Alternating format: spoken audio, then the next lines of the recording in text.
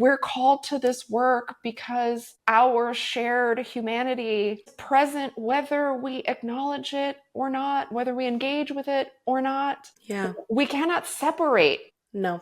ourselves being. We are. Yes. Well, and the work is heavy. To not pick it up and build the muscles to be at least effortful in trying to pick it up, right? To me, irresponsible in some ways, but also in other ways, kind of going back to what we were saying a few minutes ago about how we can extrapolate this work, right? Like there is this one-on-one interpersonal, interrelational work, and hearing you say conflict is a bid for connection. That bid for connection is really, I don't know if this is where you pulled this from, but the Gottman Institute does a lot of work around bids for connection. And for listeners who may not be familiar with the Gottman's work, one of their most famous research projects was around the 4 horsemen of the apocalypse that predict divorce in married couples. And there's several, including like stonewalling, and not all 4 are going to come to mind, but the most strong predictor of couples that will end their marriage is when bids of connection are ignored.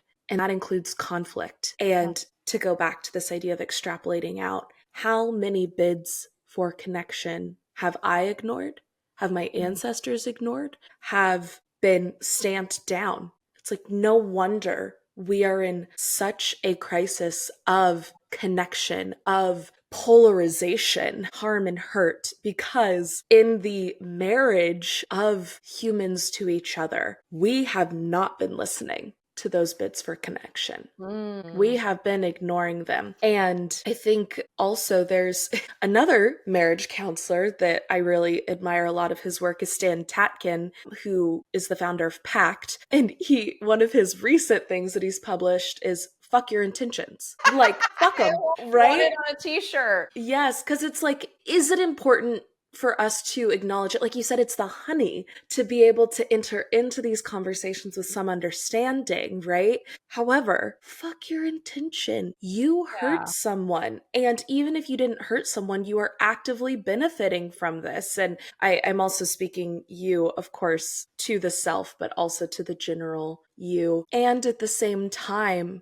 this idea of we are interperson. Not only how much harm has been done to other, but have we done to ourselves? What bids of connection that we are asking for ourselves are we ignoring? I mean, so much just came to mind, like hearing you riff on this theme. I mean, first off, go off, queen. Second of all, I mean, like we are in crisis of connection globally. And it's like, I can feel the planet, the mother of us all, crying tears of blood, begging us to move in different ways. We have to pick up the work. We have to pick up ourselves. Yeah. We have to move in different ways. We are called to this work now more than ever because of what we're seeing going on. I mean, like literally every continent is in a war. Yeah. There is so much human suffering. We're seeing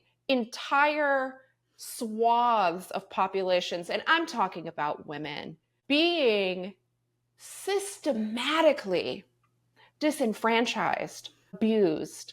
I was just reading again today the UN's Sustainable Development Goals for 2030, which if folks aren't familiar with that, the United Nations has a set of goals to like bring the world forward by 2030. It's been going on since we'll link down below if anyone wants to go access.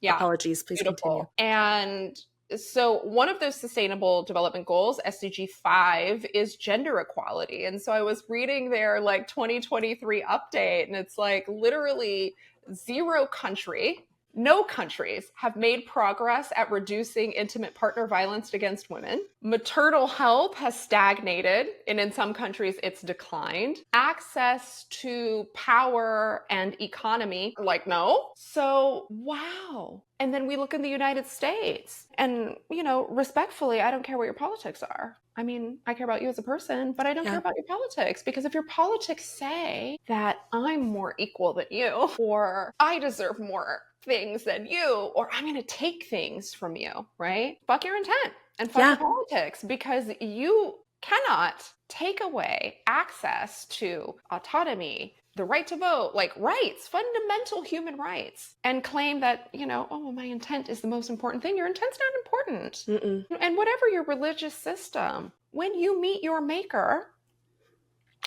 I don't think they're going to vibe with you like you think they are. I don't think so. I don't think that's how that's going to work, right? No. And so the world is being torn apart. Back in my day,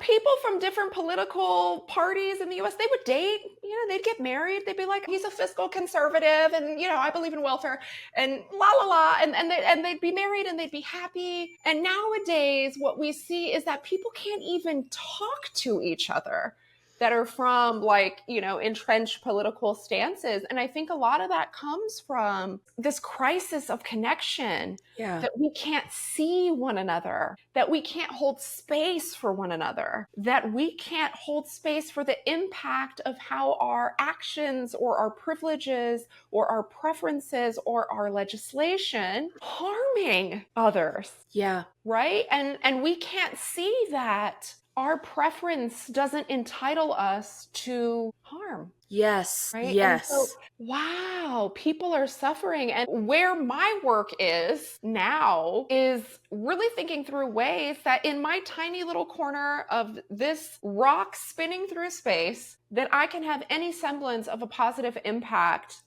on the lives of women. Yeah. Because the struggle in these streets is very real. Yes. For all women everywhere. Everywhere. Well, and just this thing that just keeps coming up for me too is this extrapolated out, right? Like we all know playground rules. Like keep your hands to yourself. If you hurt someone, apologize. Share. Like and then even maybe going up a little bit to what we were talking about, if this is a connection you want to have with someone, if this is a relationship that's important to you, when you hurt that person, you apologize. You repair and you learn so you can do better next time. Like if we boil down, of course, this is a gross oversimplification, but a war to two people who are arguing with each other. And it's like a married couple who's like, well, 10 years ago, you did this and this and this, and that made me feel bad. And then the other partner is, well, you've done this and this and this. Where are we going to go from there, right? Like we have to repair and make right to move forward. And these are skills that, of course, some of us have been more fortunate than others to have been gifted the language and tools to be able to have these kinds of conversations. But even then, it's like, I think there is also, while I do not want to oversimplify extreme hurt, violence, and complex, nuanced issues, I also think we need to stop overcomplicating them a little bit and look at what is the impact. If this was your sister, if this was your best friend, would you treat them like that? I'm following you, right? Yeah. Like, I'm really picking up what you're putting down here. And I think you're flowing through themes that Thich Nhat Hanh's body of work talked about. So Thich Nhat Hanh passed away just a couple of years ago, was a Zen Buddhist monk. He was himself exiled from his native Vietnam for his work in nonviolence and engaged Buddhism during the Vietnam War. He lived in exile like his whole life. He went back just before his deathbed. But in a lot of that work, right, a conflict like the Vietnam War, a lot of his thinking around war is really to kick it at the basics, right? We have to be able to have conversations about the impact of people's actions, right? We have to be able to connect to shared humanity because it exists whether we acknowledge it or not. And so much of intense, catastrophic harm in that we can include war, we can include genocide, we can include slavery, right? In that, parties, the belligerents, as it's called in a war, lose sight of shared humanity. And you see this in language. And this is why language is so important. And the language that we see in the media, in the news, in this election cycle, in previous election cycles, all over the world, when you start to see people dehumanizing other people, some shit is about to go down, because you need psychologically to be able to separate your humanity from another person in order to catastrophically harm that person. You cannot wrap your mind around it otherwise. That's why when we look at systems of slavery, right, in the United States, we see so much writing, pseudo-intellectual pursuits, pontifications to justify why this thing that would be absolutely unacceptable if done to white people, would be absolutely barbaric if done to white people, why it's acceptable to be done to Africans, to Black people. Right. You see these mental acrobatics to distance my humanity from yours, their humanity from theirs, right? So in order to heal interpersonally, one-on-one, or at a large scale, all of those involved have to rally the capacity to be with shared humanity, the capacity to recognize that although I am not exactly like you, right? Maybe I want to live my life a little different than you. At the end of the day, you need to eat,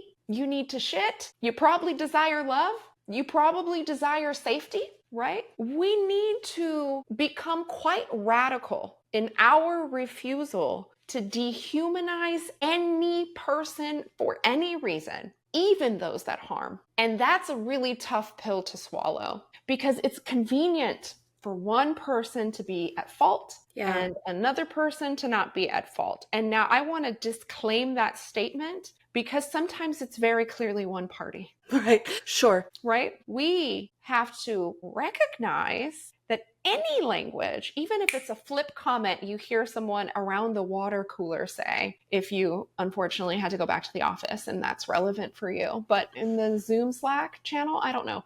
If you hear a flip comment that separates another human being from their humanity, this is a 10 on the Richter scale. This is earth-shattering.